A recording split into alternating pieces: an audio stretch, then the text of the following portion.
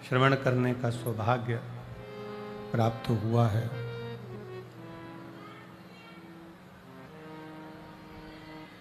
बाबा देवाधिदेव महादेव भगवान शिव जो संपूर्ण विश्व का कल्याण करने वाले हैं, ऐसे भगवान शंकर की पवित्र कथा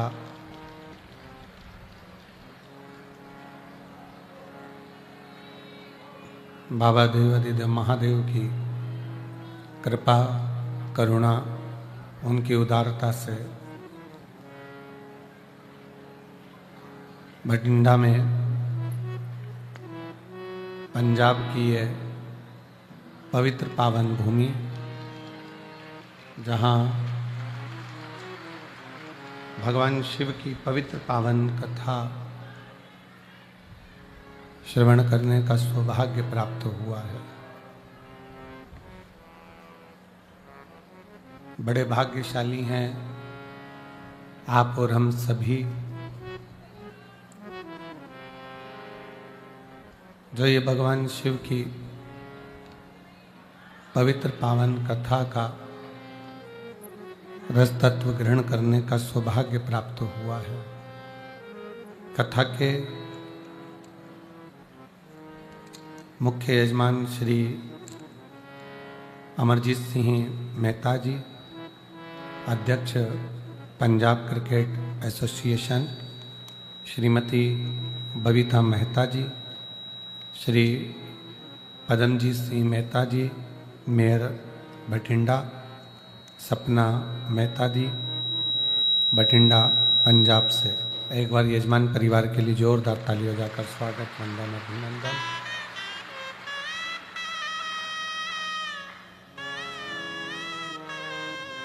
भगवान देवाधिदेव महादेव की यह पवित्र पावन कथा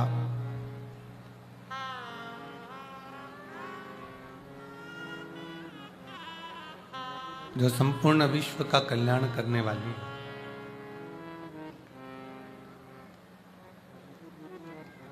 जिसको श्रवण करने के लिए आप और हम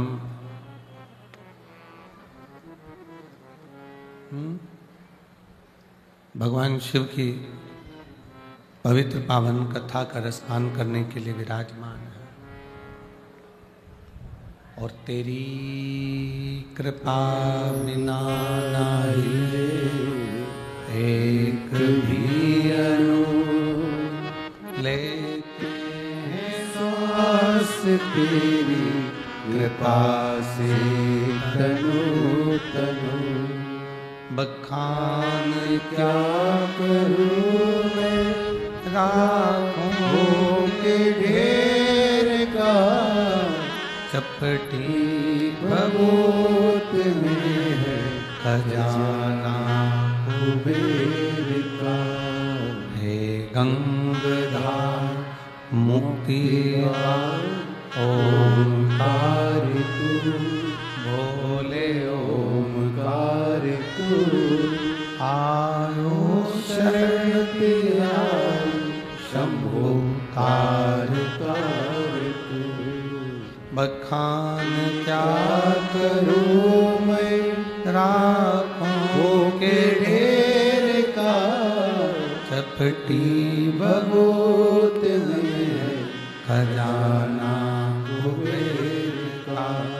हे गंगाधार मुक्तिदार ओंकार तू, भोले ओंकार तू। आयो शरण तेरा शंभो कार कार तू। भगवान शिव की ये पवित्र कथा कह रही है।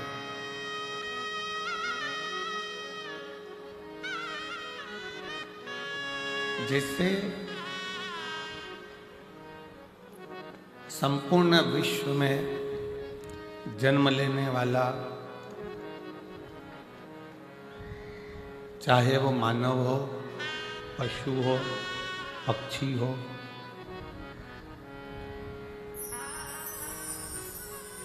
प्रत्येक संसार में जन्म लेने वाला जितना जीव है, इस सब में एक वो ओंकार, एक वो शिव, एक ओघड़दानी, मेरा शंकर, मेरा करुणा सागर, वो ईश्वर सबके भीतर बसता।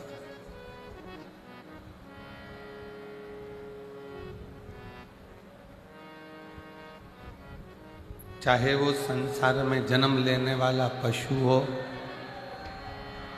पक्षी हो, जलचर हो, थलचर हो, वायुचर हो, ऐसा कोई संसार में जन्म नहीं लिया जिसके अंदर मेरा शिव ना बसता, एक ओंकार ना बसता।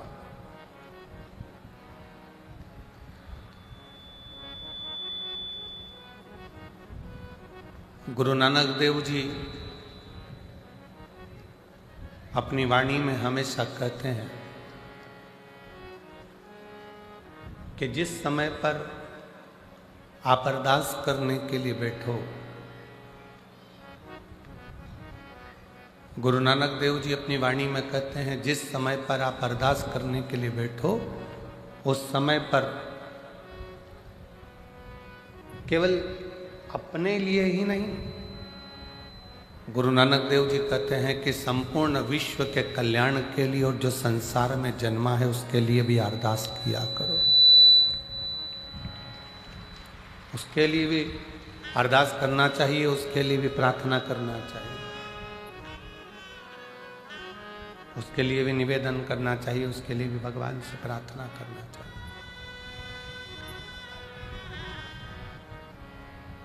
एक मृत्यु लोक में जन्म ले लेना, संसार सागर में आ जाना, पृथ्वी पर जन्म ले लेना,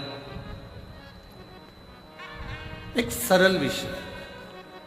आपने कोई पूर्व का कोई पुण्य करा होगा, कोई सत्कर्म करा होगा, कोई अच्छा कर्म करा होगा, तो मृत्यु लोक में आपका जन्म आ गया।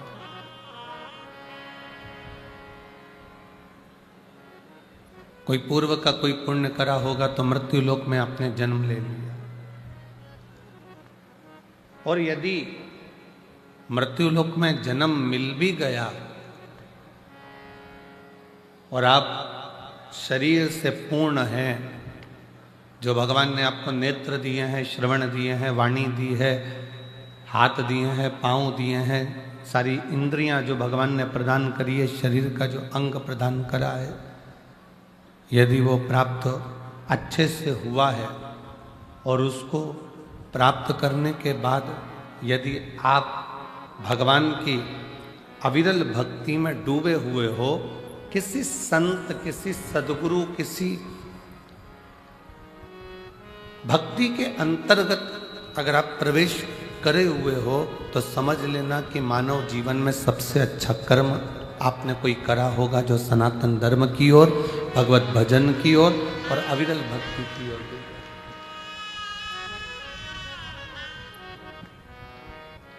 वो कहते हैं ना कि कोई पिछले जन्म के अच्छे कर्म मुझे बाबा तेरा, कोई पिछले जन्म के अच्छे कर्म मुझे बाबा तेरा, जहाँ सारी दुनिया झुकती, जहाँ सारी दुनिया झुकती है, मुझे वो वाली दरबार मिला, दरबार मिला। कोई पिछले अच्छे कर्म मुझे बाबा तेरा, कहीं शिव की कृपा से, उनकी उदारता से, उनकी करुणा से, उनकी दया से ये मानव का शरीर प्राप्त होता है।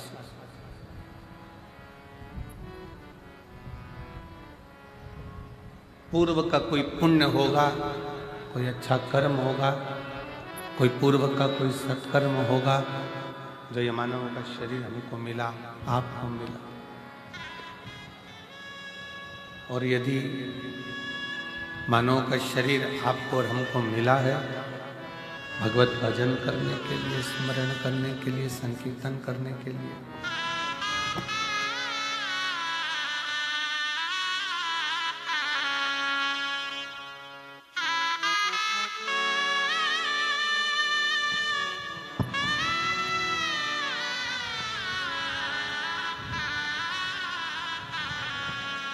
कोई पूर्व का कर्म, पूर्व का कोई सत्कर्म आपके और हमारे जीवन को आनंदित कर। भटिंडा की इस पवित्र धरा पर ये दूसरी बार कथा श्रवण करने का सौभाग्य मिला है।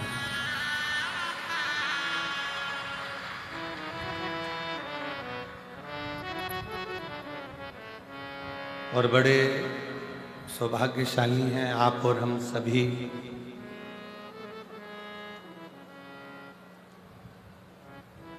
कि भगवान शिव की अविरल भक्ति को धारण करने के लिए आप और हम यहाँ पर विराजमान हैं।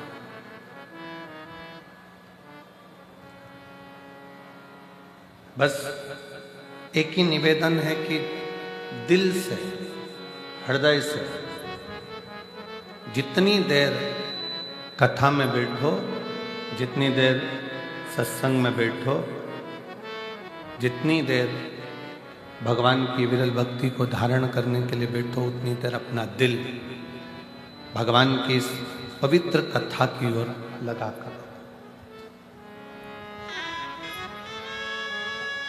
इंद्रियां थोड़ी चंचल है और इंद्रियों की चंचलता के कारण भगवान की भक्ति नहीं हो पाती।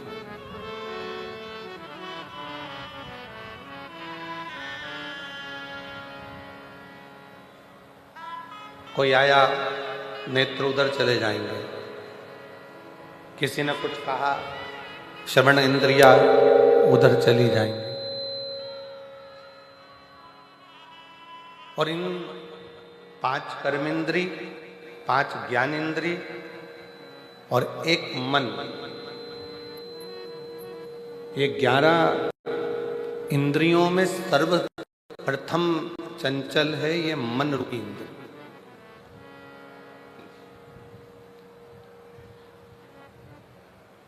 जब भगवान की कथा को श्रवण करने के लिए बैठोगे, धारण करने के लिए बैठोगे, तो ये मन रूपी इंद्री सबसे पहले डोलेगी, मन विचलित होगा, भटकेगा।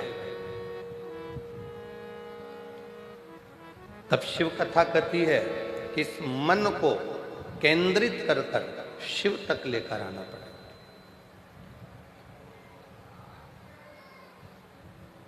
इस मन को केंद्रित कर कर भगवान शंकर तक लेकर आना पड़ेगा।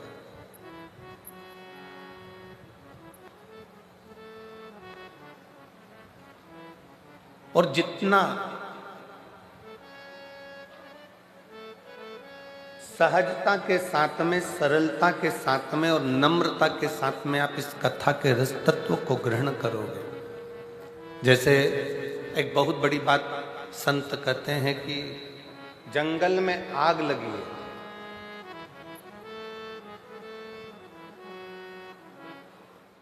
और जंगल में आग लगी है और बड़े बड़े वृक्ष जल रहे हैं, बड़े बड़े घास जल रही है, वृक्ष जल रहे हैं, पूरा जंगल धधक कर जल रहा है। पर जंगल में आग लगने पर वृक्ष जल रहे हैं, घास जल रही है, पर पूरा जंगल जलने के बाद जब देखा गया तो उसमें जो छोटी छोटी दुर्वा थी, छोटी छोटी जो घास थी, छोटी छोटी दूब थी, वो दुर्वा नहीं जली, वो बच गई।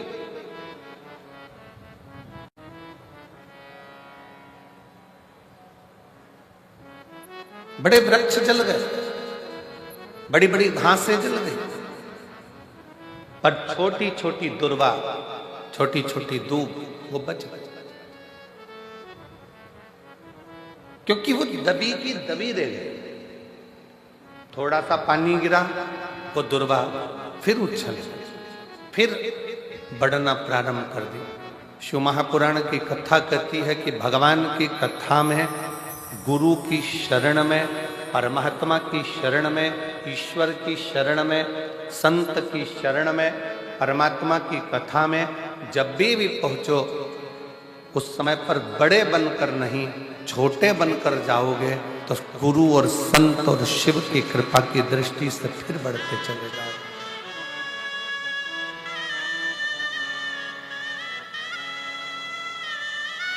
थोड़ा छोटा बनकर। एक बड़ा सुंदर प्रसंग पहले भी कथा में कहा है, आज फिर कहते हैं कि एक विशाल नदी है, बहुत बड़ी नदी, उसको अभिमान आ गया।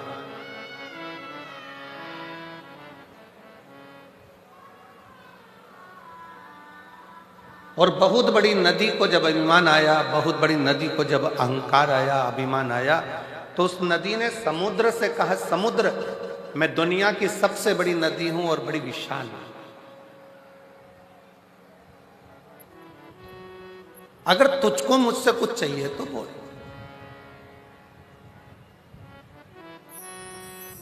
मैं दुनिया की सबसे विशाल नदी हूं, सबसे बड़ी नदी हूं, समुद्र, तुझे कुछ चाहिए हो तो मुझसे बोल। अगर तुझे कुछ चाहिए तो मुझसे बोल, मैं तुझे दे सकता। समुद्र ने हंसकर कहा, नदी मेरे पास में तो माणिक है, मोती है, सोना है, चांदी है, हीरा है, पन्ना है, रतन है, माणिक, औषधि सब मुझ में। देवता भी मेरा मंथन कर कर इसमें से माणिक, औषधि, रतन सब निकाल लेते हैं, मुझे कुछ भी नहीं चाहिए।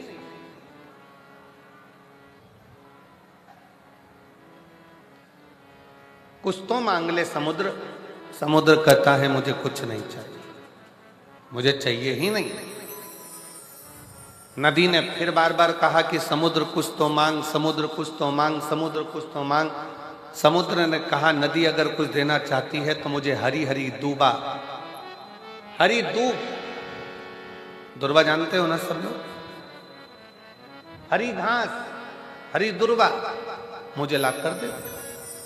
नदी ने कहा, क्या रे समुद्र, तुम मांग भी रहा है तो मुझसे क्या मांग रहा है? केवल हरी दूबा, हरी घास, मैं अभी लेकर आती हूं। नदी ने घाट के किनारे पर लगी हुई घास को, दुर्वा को अपनी जल की लहर से तोड़ना चालू करा।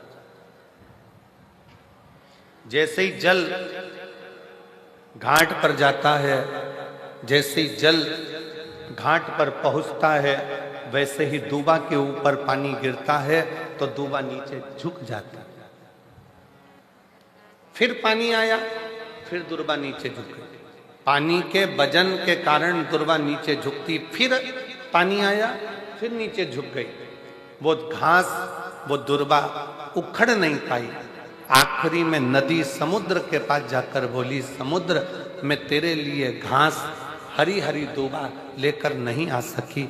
समुद्र ने कहा, नदी, मैं ये जानता था कि तू मेरे लिए दूबा नहीं ला सकती, तू मेरे लिए घास नहीं ला सकती, क्योंकि उस दूबा में, उस घास में एक सबसे बड़ी चीज है उसकी नम्रता। जैसे ही पानी आता है, दूबा नीचे झुक जाती है, और जो जिंदगी में झुकना जानता है उसे कोई उखाड़ नहीं सकता।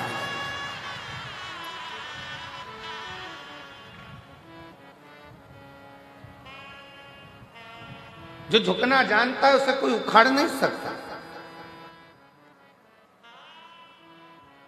जो अपने रब के आगे, अपने इष्ट के आगे, अपने ईश्वर के आगे, ओमकार के आगे, परमात्मा के आगे, शिव के आगे जो एक बार झुकना सीख गया, फिर दुनिया की किसी की सामर्थ्यता नहीं है कि वो उसे उखाड़ कर फेंक दे, क्योंकि उसकी नम्रता,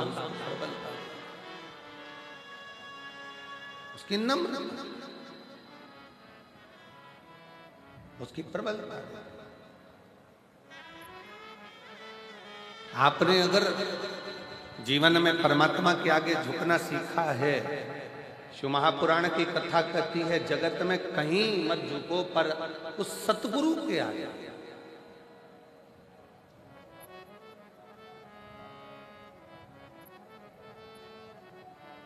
उस परमात्मा के आगे। आप दुनिया में कहीं मत झुको, पर उस सतगुरु के आगे, उस परमात्मा के आगे, उस इष्ट के आगे, उस ईश्वर के आगे, शिव के आगे, घर के बड़ों के आगे, घर के बुजुर्गों के आगे जिसने झुकना सीख लिया, फिर दुनिया की कोई सामर्थ्यता नहीं कि तुम्हें उखाड़ कर कहीं फेंक दे या तुम्हें कहीं खड्डे में गिरा।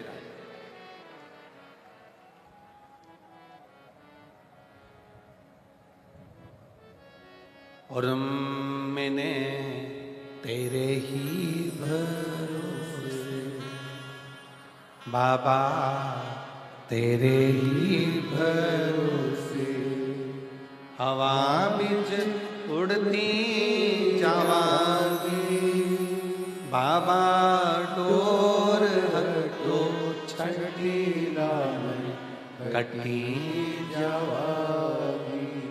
भोले मैं तेरी पदन, शंभो मैं तेरी पदन, हवा बिच उड़ती जावांगी बाबा, डोर हटो छठी लाल में कटी जावांगी। किसकी सामर्थ्यता?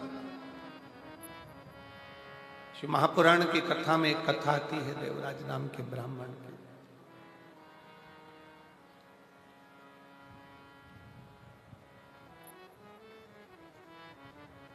जीवन भर चोरी करी उसने, घर में पत्नी थी, बच्चे थे, पत्नी और बच्चों का भरण पोषण करने की जवाबदारी भी उस परमात्मा की। कितना सुंदर शिव पुराण में एक बात आती है कि एक बार माता पार्वती जी ने शिव जी से पूछ लिया था, क्या घर में बहुत गरीब कोई व्यक्ति है, बहुत गरीबड़ा है, उसके पास में कुछ भी नहीं, अपने बच्चों का पालन कर रहा है, अपने परिवार को पाल रहा है, अपने परिवार को लेके चल रहा है, और उस गरीबड़े व्यक्ति के पास में कुछ भी नहीं है। और मान लो उसके घर में कहीं से 8-10 मेहमान आ जाए, कोई अतिथि आ गए 10, कोई मेहमान आ गए, तो प्रभु उसके पास खाने की व्यवस्था नहीं है, रहने की व्यवस्था नहीं है, उसके पास कुछ पाने की व्यवस्था नहीं है, तो उसकी व्यवस्था कौन करेगा? शंकर भगवान माता पार्वती जी से कहते हैं, पार्वती एक बात अपनी बुद्धि में बिठा कर रखना, किसी के घर में अगर कोई बच्चा जन्म लेता है तो उसके जन्म के पहले माँ के स्तनों में दूध दे दिया जाता है, किसी के आने से पहले उसकी व्यवस्था कर दी जाती है।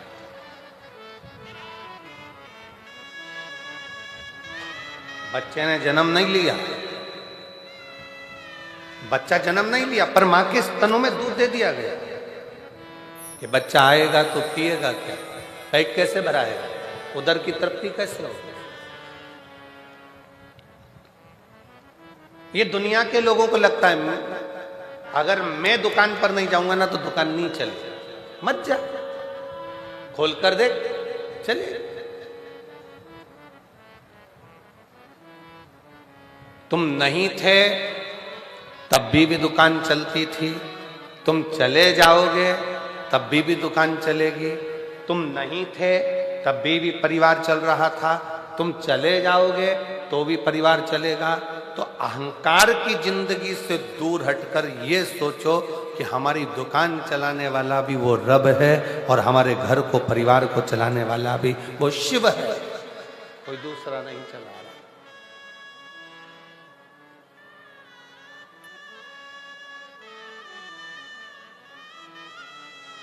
आप में से कई जीजियां मेरी बैठी हैं, कई जीजा मेरे ऐसे बैठे हुए हैं, पड़ोसन ने मना कर दिया, मेरे पास तो गाड़ी में जगह नहीं है, मैं तुझे नहीं ले जा सकती, फिर भी वो कथा में आके बैठ गए सबसे पहले। और जो बाद में आई गाड़ी से, उसने कहा मेरी गाड़ी में तो जगह नहीं थी, ये कैसे आके बैठ गए?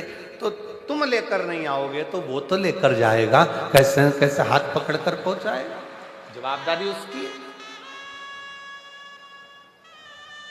तेरे मंदिर में आना मेरा काम है और मेरी बिगड़ी बनाना तेरा, ये जवाबदारी उसकी है। ये उसके ऊपर निर्भर करता है कि वो कैसे लेकर जाएगा, कैसे बिठाएगा, कैसे खिलाएगा, कैसे पिलाएगा।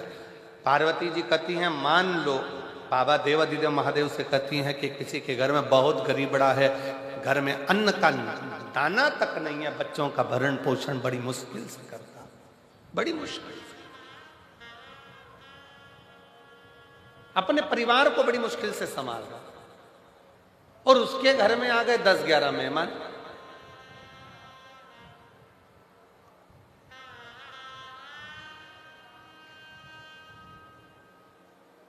उसके घर में 10-11 मेहमान आकर बैठ गए, उनको खिलाएगा कौन?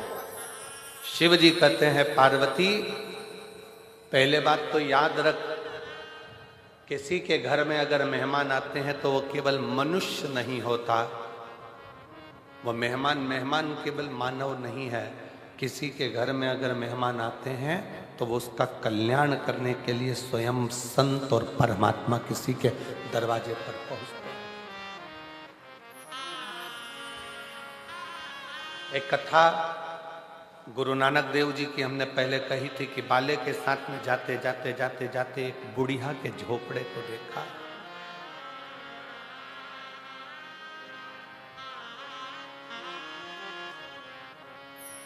बड़े बड़े महल थे, उस महल में गुरु नानक देव जी नहीं रुके।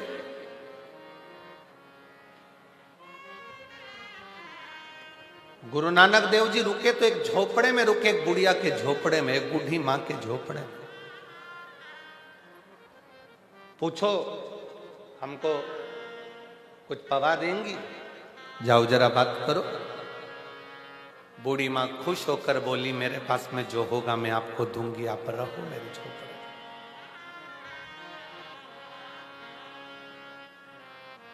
झोपड़े के बाहर बूढ़ी मां ने अपना बिस्तर लगाया, सो गई।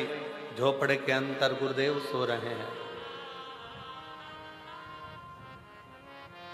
चलिए, बाले ने गुरु नानक देव जी से कहा कि प्रभु कितनी बूढ़ी है, छोटा टूटा सा झोपड़ा है, अपन चले? चले। 1 वर्ष के बाद गुरु नानक देव जी बाले के साथ फिर घूमते घूमते आए। भ्रमण करते करते जब वहां पहुंचे, बाले से कहा यहाँ रुकने की व्यवस्था देखो। तो बाले देखने के लिए गया कि वो बूढ़ी माँ का जो टूटा हुआ झोपड़ा था, वहां तो 4 मंजिल का महल बना हुआ था। बाले ने गुरु नानक देव जी से कहा कि गुरुदेव, वो बूढ़ी माँ तो बहुत भिक्षुक सी थी, जिसके पास में खाने के निवाले नहीं थे, अन्न का दाना नहीं था, सोने के लिए पलंग नहीं था, हमको अंदर सुलाकर खुद बाहर जाकर सो गई थी। उसका ये 4 मंजिल का झोपड़ा महल कैसे बन गया 4 मंजिल का? गुरु नानक देव जी ने कहा, कभी भी अतिथि अतिथि नहीं रहता, अतिथि देवो, अतिथि अतिथि नहीं है, अतिथि अतिथि नहीं है। स्वयं शिव है, स्वयं शंकर है, स्वयं ईश्वर है, स्वयं भगवान।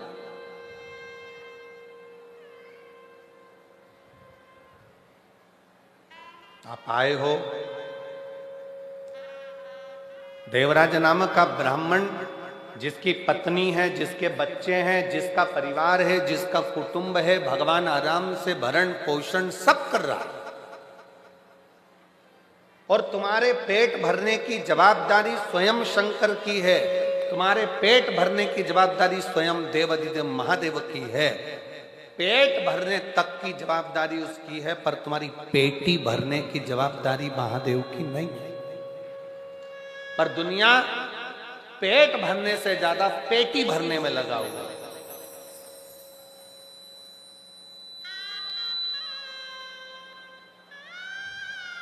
पेट भरने से ज्यादा उसकी जवाबदारी पेटी भरने की हो गई। मेरे बेटे के लिए मकान बना लूंगा, मेरे बेटे के लिए ये कर लूंगा, मेरी बेटी के लिए ये कर लूंगा, मेरे देवर के लिए ये कर लूंगी, मेरे जेठानी के लिए ये कर लूंगी, मेरे भाई के लिए वो कर दूंगा, मेरे बंधु के लिए वो कर दूंगा।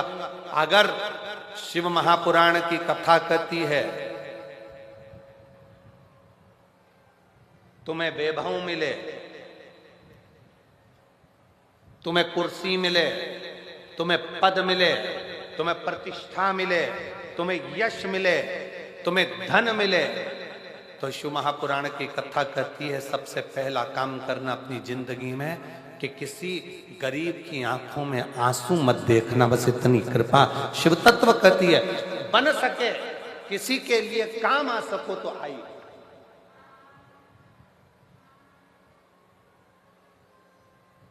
अपने पद का, अपनी प्रतिष्ठा का, अपने यश का, अपने वैभव का, अपनी सत्ता का सदुपयोग करें। तो एक लाइन शैलेंद्र जी गुनगुनाते हैं, कभी भूखे को भोजन, आप लोगों को भी आते हैं, कभी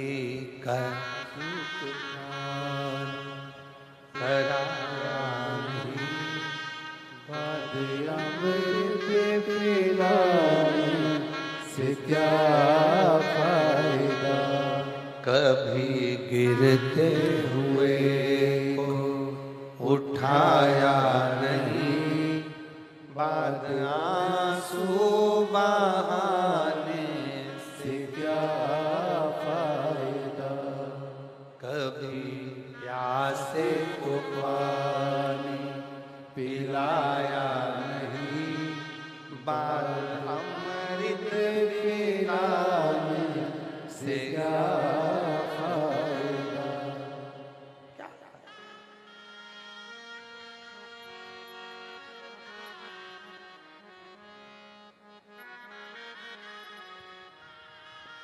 मैं तो मंदिर गया पूजा की, पूजा करते हुए ख्याल आ गया। मैं तो मंदिर गया पूजा की, पूजा करते हुए ख्याल आ गया। कभी माँ बाप की सेवा की नहीं, फिर पूजा रचाने से क्या फायदा, कभी माँ बाप की सेवा की नहीं, फिर पूजा रचाने से क्या फायदा, कभी प्यासे को पानी पिलाया नहीं, बाद अमृत पिलाने से क्या फायदा। तो लाभ क्या, फायदा क्या?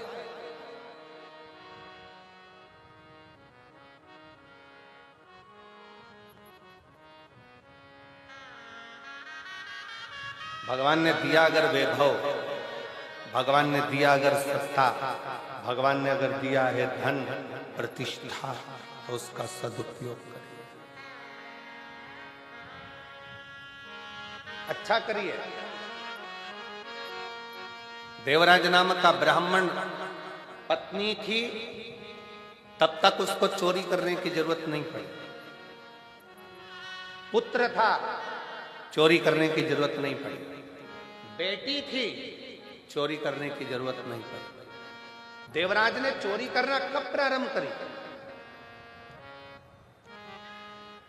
जब एक पर स्त्री का संग हो गया। पर स्त्री का संग। देवराज अपने मित्रों के साथ जा रहा था, ठिठोली करता हुआ, हंसता हुआ, गुनगुनाता हुआ अपने मित्रों के साथ जा रहा था, और एक स्त्री ने उसको देखा। वो स्त्री नहीं,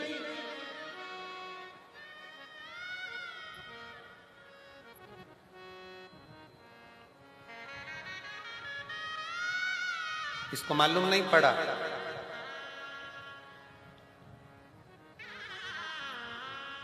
कि एक साधारण सी स्त्री नहीं है।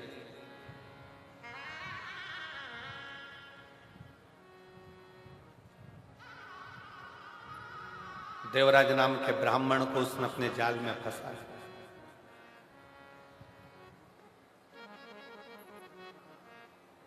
काया की आसक्ति, मीठी वाणी की आसक्ति, नयनों की आसक्ति, उसके स्वरूप की आसक्ति देवराज को खींच ली।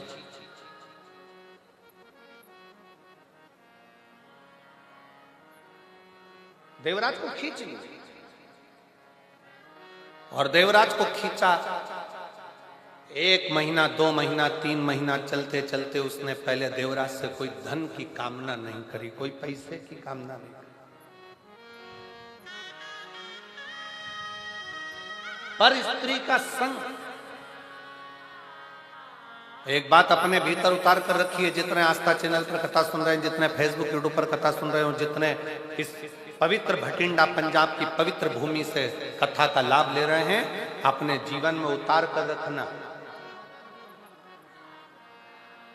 कि उस स्त्री ने पहले कोई धन की कामना नहीं करी, वैभव की कामना नहीं करी, सत्ता की कामना नहीं करी, लक्ष्मी की कामना नहीं करी। जब पूर्ण तरह से देवराज उस स्त्री के चुंगल में फंस गया, उसको नहीं मालूम था कि ये वेश्यावृत्ति करने वाली। जब बुरी तरह से फंस गया और पूर्ण तरह से फंसने के बाद एक दिन इसने बस उस स्त्री ने देवराज से कह दिया कि वो रानी, राजा की धर्म पत्नी जो गले में हार पहनती है, वो हार मुझे चाहिए। पत्नी थी, चोरी करने की जरूरत नहीं पड़ी। देवराज ने चोरी नहीं करी, बच्चे थे, चोरी करने की जरूरत नहीं पड़ी। क्योंकि शिव महापुराण की कथा कहती है, घर में पत्नी आती है ना, किसी लड़के की शादी होती है और घर में बहू आई ना, भगवान उसके हिसाब से उसकी तनख्वाह, उसका वैभव, उसका धन बढ़ाना प्रारंभ कर देता। उसका धन बढ़ाना भगवान खुद प्रारंभ कर देता, उसकी सत्ता बढ़ाना अपने आप प्रारंभ कर देता। शादी होने के बाद में बच्चे होते हैं तो भगवान फिर कहीं ना कहीं से एक जल का स्रोत बढ़ाता है, आवक बढ़ाना चालू कर देता, कोई नया काम चालू कर देता, कोई दूसरा काम चालू कर देता, जिससे इसकी आवक बढ़े। परिवार में जितने सदस्य बढ़ते चले जाते हैं, उतना उतना भगवान भी राहें खोलता चले जाता है, राहें खोलता चले जाता है। पहले के समय में और आज के समय में बहुत अंतर है जी। आज के समय में तो लोग कहते हैं हम तो और हमारे, जम के तो बोलो, हम दो और हमारे दो, और घर में कहीं के बुढ़ा बुढ़ी रहते हो तो उनको बाहर वृद्धाश्रम में फेंक दो। ये आजकल की रीति है, ये लोग आज की रीति में ऐसे जीते हैं। पर पुराने समय में शिव महापुराण की कथा कहती है, पुराने समय में हमारे माँ बाप भी हमारे साथ में रहे, हमारे 4 बेटे 4 बहुएं साथ में रहे, हमारा परिवार साथ में रहे, मामा मामी बुआ फूफा काका काकी सब हमारे साथ में रहे, सबको संजो कर चलते, सबको संजो। पहले लड़की की शादी करते थे ना, तो लड़के वालों के यहाँ देखने जाते थे कितना बड़ा परिवार है। क्यों साहब, लड़के के कितने भाई हैं? तो कहा साहब लड़के के तो 4 भाई हैं, बहुत बढ़िया। लड़की की बहन कितनी है? कि 5 बहन है। अच्छा, लड़के की मौसी कितनी है? लड़के की माँ की बहनें कितनी है? तो कहा 7 है। अच्छा, तो लड़के के पिताजी के भाई कितने हैं? तो कहा 5 है। मामा जी कितने हैं? कि 3 है। ऐसे पूरा हिसाब जोड़ा जाता था तो भरा पूरा परिवार देखा जाता था। तब लड़के की शादी करते, लड़की की शादी करते। इतना बड़ा परिवार देखकर माँ बाप अपनी बेटी की शादी करते थे। आज के जमाने में पूछते हैं क्यों साहब, बोल दूं क्या? बुरा तो नहीं लगेगा? क्यों साहब, बेटी की शादी करना है, कौन कौन है घर में? तो कहा साहब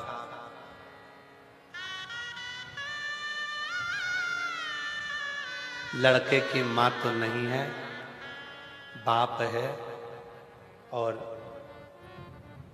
2 बहन है, लड़का है।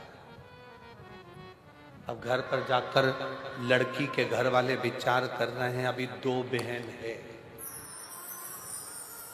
अभी 2 बहन है। फिर दूसरा लड़का देखा, साहब तुम्हारे यहां कौन है? तो कहा साहब हमारे यहां पर लड़के की मां है, बाप है, लड़का है, एक बहन है। फिर घर पे जाकर विचार करा, सास जिंदा है।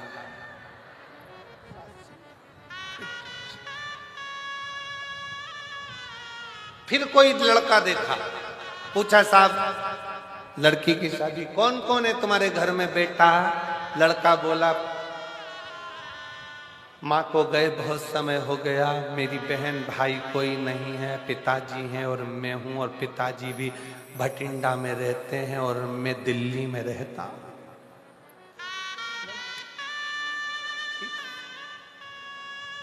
पिताजी पूरी जमीन जो हमारी खेती है वो देखते हैं, मैं सर्विस में हूं दिल्ली में। ठीक है, रिश्ता पक्का। क्यों? लड़की को काम नहीं करना पड़ेगा, बनाएगी तो ठीक, नहीं तो होटल ऑनलाइन बुकिंग सब है।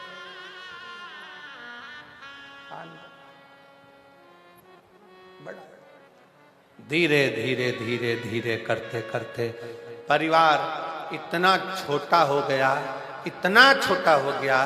पहले परिवार बड़ा होता था तो कोई आंख उठाकर नहीं देख सकता था, आज परिवार इतना छोटा हो गया कि दूसरों से डरना पड़ता है कि कोई हमारे ऊपर कोई क्रम ना कर दे, कोई दिक्कत ना।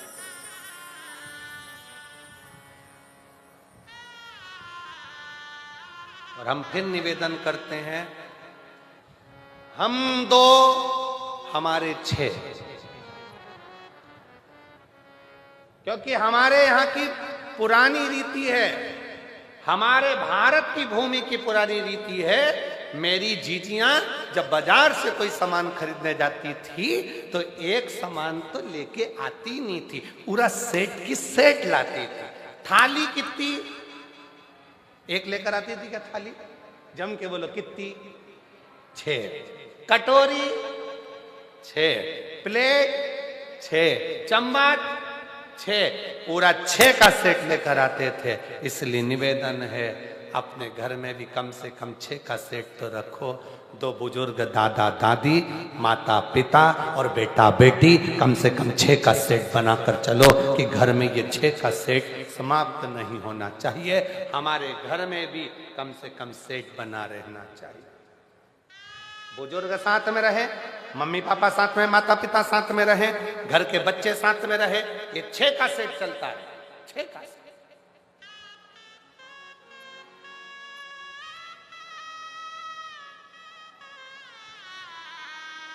सेठ में कमी हो जाए, घर की दादी के मान लो बहुत बुजुर्ग हो गई थी, प्राण चले गए, तो फिर सेठ को बढ़ाने का प्रयास करो। पोते की शादी करना है, सेठ कम पड़ गया, एक थाली कम दिख रही है, बहू लेकर आ जाओ। फिर सेठ गड़बड़ हो जाए, दादाजी बुजुर्ग हो गए थे, चले गए, तो बहू से कहो बेटा पोते का मुंह देखना है, सेठ बड़ा। फिर 6 का सेठ।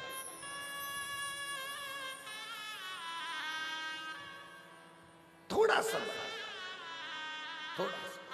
अब दुनिया के लोगों को लगता है कि गुरुजी आजकल का जमाना इतना विचित्र है, ऐसा जमाना आया है गुरुदेव, इतनी महंगाई का युग है, इतनी महंगाई का युग है, कैसे गुजारा हो बच्चों का, कैसे गुजारा हो बच्चों का। शिव महापुराण की कथा कहती है, भगवान शंकर का चरित्र कहता है, ये हम सोचते हैं कि कैसे गुजारा हो, वो परमात्मा जब पृथ्वी पर जन्म ही उसको देता है जिसका गुजारा उसको करना होता है, नहीं तो जन्म ही नहीं देता, जन्म ही नहीं देता। अगर आप कथा तक पहुंचे हो, भगवान की शरणागति तक पहुंचे हो, भगवान के भजन तक पहुंचे हो, भगवत स्मरण तक पहुंचे हो, तो कहीं ना कहीं परमात्मा की विरल भक्ति आपके ऊपर है। गुरुद्वारे में जाकर चाकरी कर रहे हो, सेवा कर रहे हो, शिवालय में जाकर सेवा कर रहे हो, किसी गुरु की शरणागति में पहुंचकर सेवा कर रहे हो, तो उस दिन समझ लेना कि मेरे रब ने, मेरे भगवान ने, मेरे शंकर ने, मेरे गुरु ने बड़ी कृपा करी, जो इस पापी शरीर से, इन इंद्रियों, जो आसक्ति में डूबने वाले शरीर है, इस शरीर से भगवान ने अपनी सेवा करवा ली। एक पत्र है, देखिए कितना सुंदर है। अभी सारे पत्र तो हम पढ़े नहीं है।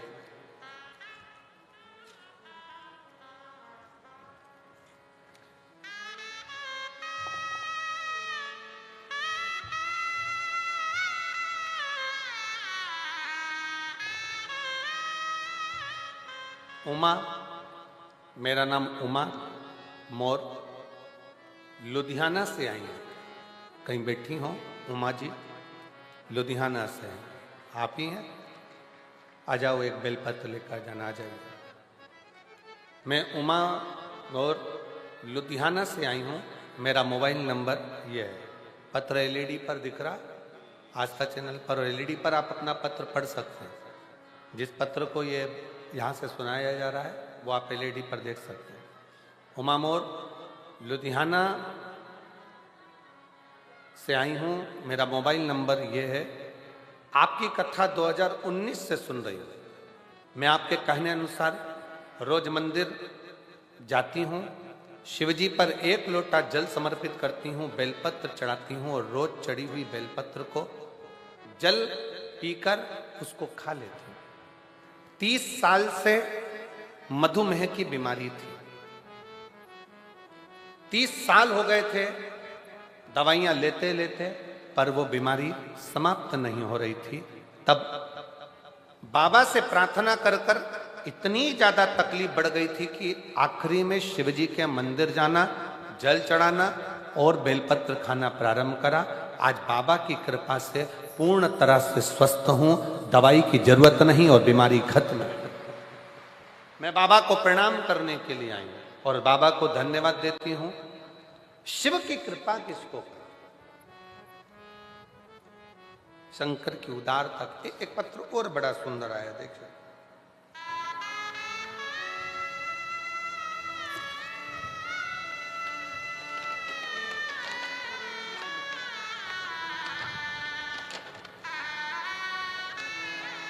एक तो पत्र थोड़ा छोटा सा लिखा करो, इतना बड़ा बड़ा पत्र लिख देते हो, उसको पढ़े कितना, ये बताओ।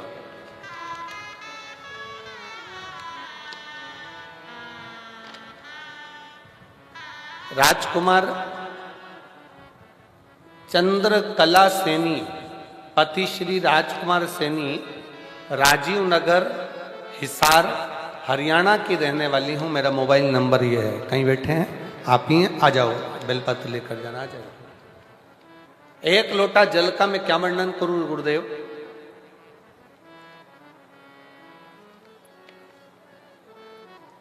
शरीर में कष्ट था, तब परिवार के नजदीक के लोग सीहोर जा रहे थे, उज्जैन जा रहे थे, तो हम भी बाबा से प्रार्थना करने वहां पहुंच गए। वहां से रुद्राक्ष लेकर आए, गलाकर उसको पीना चालू करा और बाबा की कृपा से स्वास्थ्य ठीक हुआ। पर गुरुदेव, एक निवेदन और करना चाहती हूं। हमने कभी जिंदगी में सोचा नहीं था कि मेरे 2 बच्चे हैं, दोनों की नौकरी क्या सरकारी में लग सकती है, ये हमने कभी विचार नहीं करा। गुरुदेव, हम कंकर शंकर की भूमि पर पहुंचे, बाबा का कंकर शंकर पूजन करा, रुद्राक्ष लिया, बाबा से विनती कर कर आए, बाबा दुनिया के लोग कुछ भी कहें, पर मेरे बच्चे 2 हैं और दोनों का जॉब लग जाए, बस इतनी कृपा करना। बच्चों से कहा अपनी मेहनत को 4 गुना बढ़ाओ, जब भी एग्जाम देने के लिए जाओ तो 4 गुनी मेहनत कर कर, रात दिन एक कर कर, फिर शिव जी पे जल चढ़ा कर जाना। आज मैं बाबा को धन्यवाद देने के लिए आई हूँ। मेरा बड़ा बेटा HDFC बैंक में और छोटा बेटा VLD पशु का सरकारी डॉक्टर बन गया है और बाबा की कृपा से दोनों बेटे सरकारी नौकरी में लग गए हैं। मैं बाबा को प्रणाम करने के लिए आया। शिव शिव है, शंकर शंकर है। और मैंने तेरे ही भरोसे बाबा, तेरे ही भरोसे हवा में उड़ती जावांगी बाबा, डोर छड़ी रावण कटी जावांगी भोले मैं तेरी वतन शंभो में तेरी वतन हवा बिच उड़ती जावांगी बाबा, डोर हटो छड़ी रावण कटी जावांगी भोले मैं तेरी वतन शंभो मैं तेरी वतन हवा विच उड़ती जावांगी। उमा जी गौर लुधियाना से एक बार जोरदार ताली बजाएं। साथ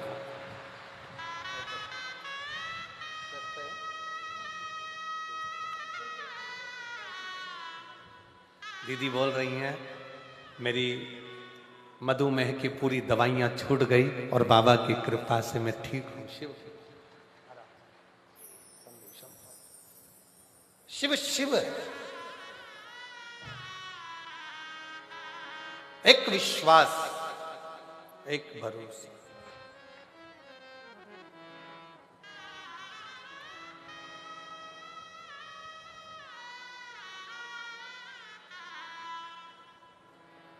ना जाने कौन सा पुण्य बठिंडा वालों ने करा होगा जो ये दूसरी बार शिव महापुराण की कथा श्रवण करने का सौभाग्य मिला। बड़ी और मिला है मौका।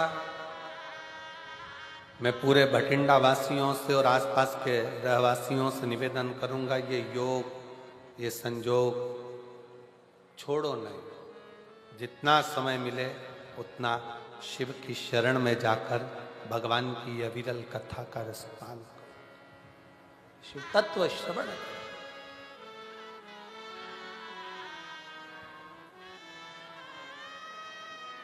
भक्ति को धारण करो।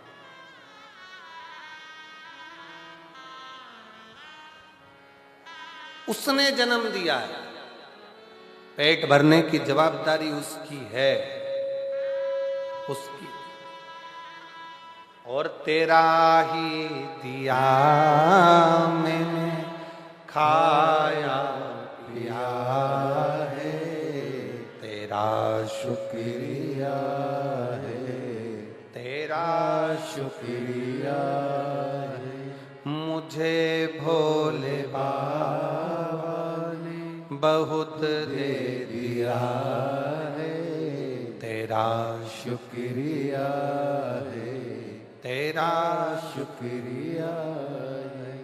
ये जायदाद दी है, औलाद दी है मुसीबत में हर वक्त इमदाद दी है, तेरा ही दिया मैंने खाया पिया है, तेरा शुक्रिया है, तेरा शुक्रिया है। शिव कथा कर रही है भगवान शंकर का चरित्र का, शिव महापुराण की कथा कर रही है। पार्वती जी शिव जी से कह रही हैं अगर किसी के घर में मेहमान आ जाए, मान लो बहुत, शिव जी कहते हैं उसकी पूरी जवाबदारी मेरी खुद की है, मेरी स्वयं की है, स्वयं की। कोई दूसरे की नहीं, मेरी स्वयं।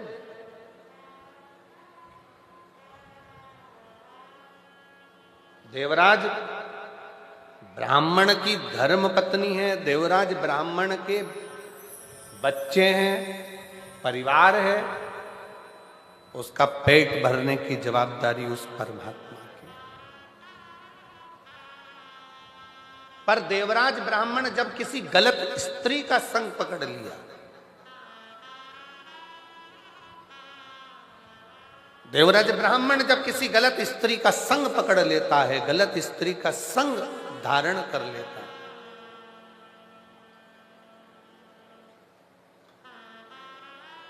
तब वो स्त्री पहले तो कुछ नहीं बोली, पर बाद में जब वो देख लेती है कि अब मुझे धन की जरूरत है, तब वो देवराज ब्राह्मण से कहती है जाओ, और जो रानी के गले में हार पड़ा हुआ है वो रानी के गले का हार मुझे ला कर दो।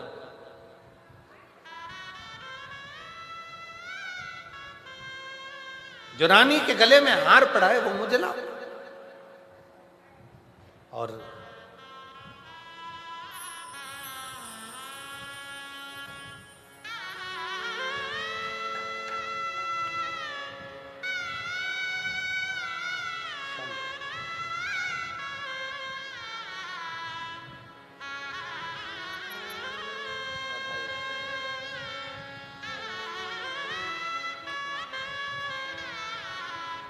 दोनों बच्चों का सरकारी नौकरी लगा है, एक बार जोरदार ताली बजाकर स्वागत करें।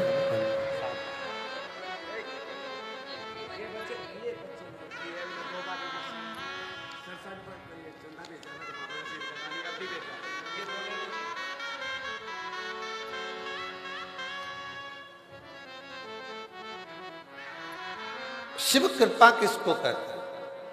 शंकर की उदारता किसको कहते हैं? शिव तत्व किसको कहते हैं? चोरी करने के लिए देवराज उस स्त्री के कहने पर, उस नारी के कहने पर तैयार हो गया, और जब देवराज उस स्त्री के कहने पर, उस नारी के कहने पर तैयार हुआ, चोरी करने के लिए आतुर हुआ, चोरी करने के लिए पहुंच भी गया और रानी का हार चुरा कर लेकर आ भी गया, पर राजा के जो दूत थे, सेवक थे, गुप्तचर थे, वो पीछे पड़ गए।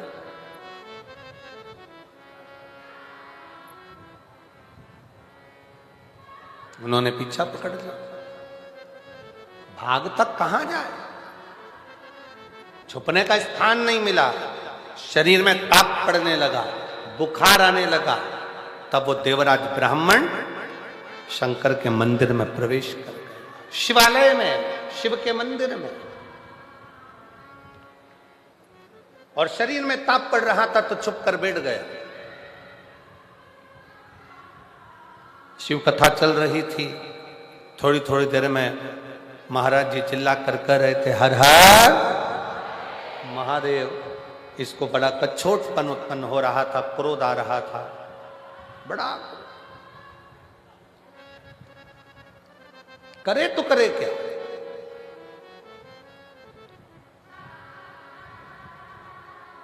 अंदर से बड़ा कछोटा जा रहा था। मंदिर से चोरी का सामान लेकर बाहर निकला, एक बेलपत्र के वृक्ष के छांव में उसके प्राण छूट गए।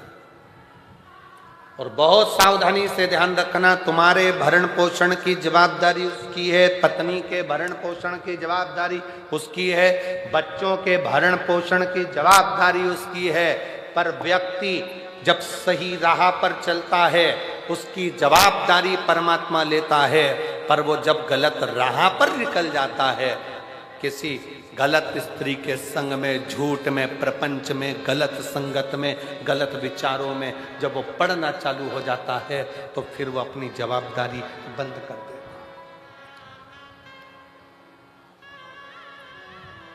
फिर वो अपनी जवाबदारी बंद कर देता है, फिर उसकी जवाबदारी समाप्त हो जाती है। वो कह देता है मेरे संगत में रहेगा, मेरे साथ में रहेगा, तो बात मेरे साथ में। आप ध्यान रखिए, जरा विचार करिएगा, जरा अपने स्मरण में लीजिएगा, जब आप 10 लोग एक साथ मिलकर कहीं जाते हो और 10 लोगों ने विचार कर लिया कि अपन को इस होटल में ठहरना है, यहाँ ये खाना खाना है, यहाँ पर रहना है, चाय पीना है, व्यवस्था करना है, ऐसा करना है, वैसा करना है, वो 10 एक साथ संगत के साथ में मिलकर चलोगे तो सुख पाओगे। संगत से हट गए और उसके बाद फिर कहीं जा रहे हो तो उसमें उसकी जवाबदारी नहीं।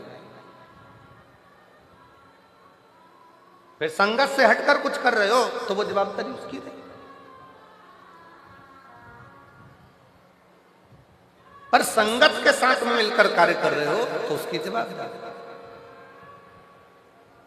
और मेरे भोले तेरा सहारा है, मेरे भोले तेरा सहारा है, मेरी नैया का तू किनारा है, मेरी नैया का तू किनारा है। संगत बैठकर भोजन कर रही है तो बैठकर भोजन करो। संगत अगर साथ में है, 10 लोग साथ में है, 15 लोग साथ में है, जैसा एक साथ नियम बना है वैसे चलोगे तो संगत चल।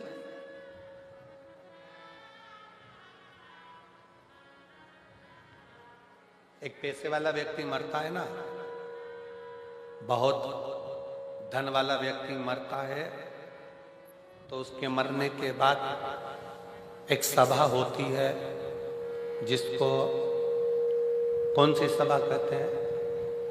शोक सभा।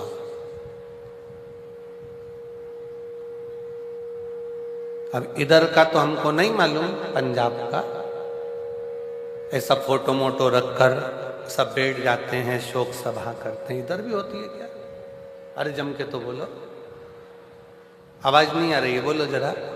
होती है? अच्छा। पैसे वाला मरता है, धनपति मरता है तो शोक सभा होती है। कोई गरीबड़ा मरता है, कोई गरीब व्यक्ति मरता है, उसकी शोक सभा होती है क्या?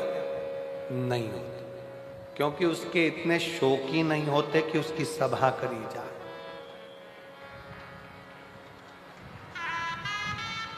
जिसके शोक ज्यादा होते हैं उसकी शोक सभा भी होती है, और जिसके शोक ही नहीं होते वो शोक सभा क्या करेगा? वो तो थोड़ी देर बैठकर गुरुवाणी को श्रवण कर लेता है, सत्संग कर लेता है, भगवान की भक्ति कर लेता है, राम नाम, कृष्ण नाम, शिव नाम को जप लेता है और अपनी जिंदगी का आनंद पा लेता है।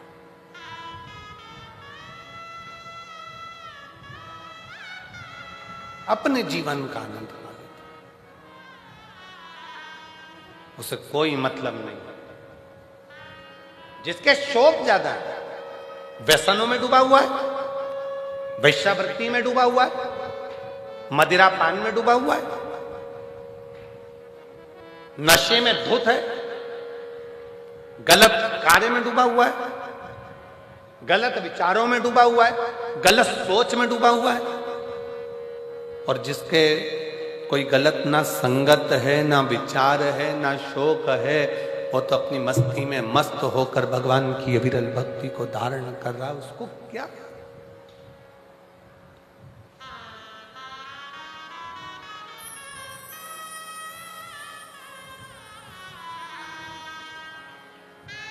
और तेरी कृपा का क्या है भरोसा, कब किस पर हो जाए जरासी हम पर कर दो, जरासी हम पर कर दो। ये उसकी कृपा, उसकी दया, जो समर्पित होकर जी रहा है, गलत गलत व्यसनों से दूर है। और फिर निवेदन है, सही राह पर चलोगे तो परमात्मा भी साथ देगा, और गलत राह पर चलोगे तो एक दिन अपने साथ छोड़ देते हैं, वैसे ही परमात्मा भी साथ छोड़ देता है जब तुमने गलत कार्य करना प्रारंभ कर दिया। गलत कर्म करना प्रारंभ कर दिया, गलत सोचना प्रारंभ कर दिया, गलत तरीके से कमाना प्रारंभ कर दिया, गलत तरीके से लाना प्रारंभ कर दिया, तो परमात्मा ने भी साथ देना बंद कर दिया। फिर परमात्मा साथ नहीं देता।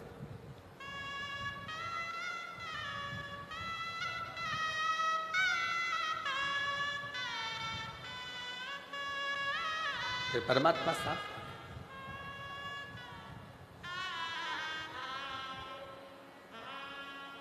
शिव कथा कह रही है, मानव देह में, मनुष्य के शरीर में जो अच्छा बन सकता है, हम फिर निवेदन करेंगे, कहीं गंगा जी के घाट पर जाकर बहुत सालों तक मत बैठो।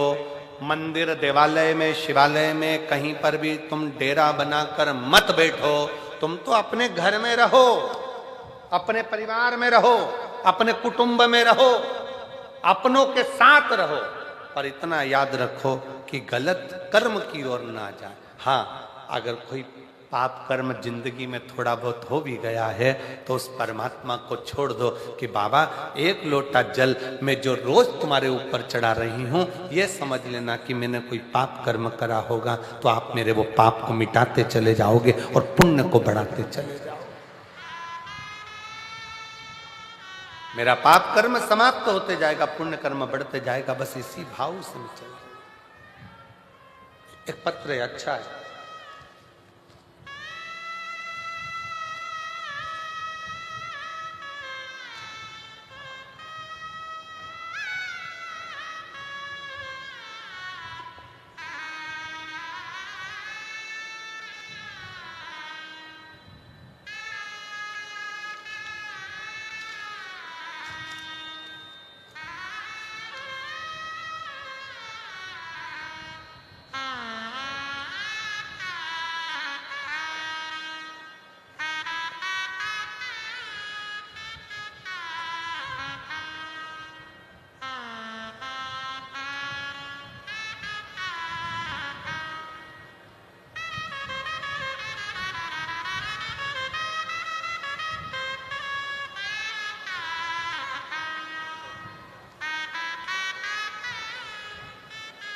गांव बापोड़ा, जिला भिवानी। मेरे पति का नाम महावीर और मेरा नाम बबीता है। कहीं बैठी हो तो हाथ हिला सकती हैं। कहीं बैठे हैं, आ जाइए, आ जाइए, आ जाओ, आ जाओ। गुरुजी 2022 से दुख चालू हुआ, ऐसी तकलीफें आना चालू हुई कि बर्बादी होना निश्चित है। हमें आपकी कथा के बारे में नहीं मालूम था, तब किसी एक बहन के कहने पर आपकी कथा सुनना प्रारंभ करी। शिवजी के मंदिर में एक लोटा जल शंकर को चढ़ाना प्रारंभ करा और सुमिरन करना प्रारंभ करा। शिव को भजे, एक लोटा जल चढ़ाए और कुछ नहीं। गुरुदेव बच्चादानी में रसोली हो गई, गांठ हो गई, डॉक्टर ने ऑपरेशन का कह दिया, साथ में बच्चों का विवाह नहीं हो रहा, जो धन था वो किसी ने हड़प लिया। इतनी तकलीफों के साथ में कैसे जीवन जी, कुछ भी हाथ में नहीं था। तब 2022 पूरा निकल गया, तब 2023 में किसी के कहने पर कथा प्रारंभ करी। हमने सुना है कि पंडाल में बैठकर कथा सुनने का क्या लाभ होता है, तो कोई मुझसे पूछे कि पंडाल में बैठकर कथा श्रवण करने का क्या फल है। ये मेरी बाबा से मैंने विनती करी थी, मेरी गर्भ की गांठ, बच्चेदानी की गठान समाप्त हो जाएगी, मेरे दोनों बच्चों का विवाह हो जाएगा और बच्चों का काम धंधा लग जाएगा। 8 कथा सुनूंगी। आज बाबा की कृपा से आपको दोनों बच्चों का विवाह हो गया, ये छोटे बच्चे का विवाह भी हो रहा है, रसोली गांठ भी समाप्त हो गई और बाबा का गया हुआ मेरा सारा धन भी आ गया। ये कथा आज 8वीं पूरी हो रही है पंजाब के भटिंडा में। पंजाब भटिंडा में मेरी 8वीं कथा आज पूरी हो रही है और बाबा ने मुझे सब कुछ दे दिया जो मुझे चाहिए था। शिव शिव है, शंकर शंकर। और निमंत्रण पत्रिका भी दी है। अब दे तो दी और इन सबको सुना दी और सब आ गए तो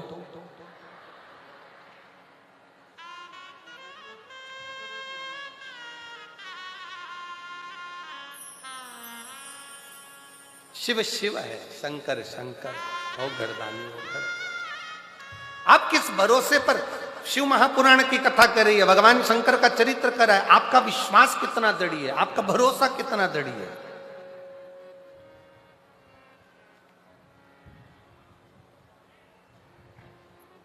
आप जितने भरोसे से, जितने विश्वास से, जिस दृढ़ता से भगवान को भजते हो, अपने हृदय की बात कहते हो, भगवान उसको श्रवण करते हो, सुनता।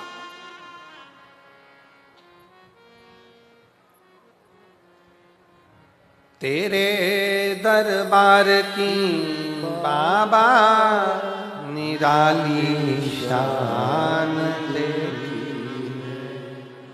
तेरे दरबार की बाबा निराली शान तेरी है। तुझे देते नहीं देखा, पर झोली भरी देखी है। तुझे देते नहीं देखा, पर झोली भरी देखी है। मुख दुनिया मोड़ेगी बाबा, तू मुख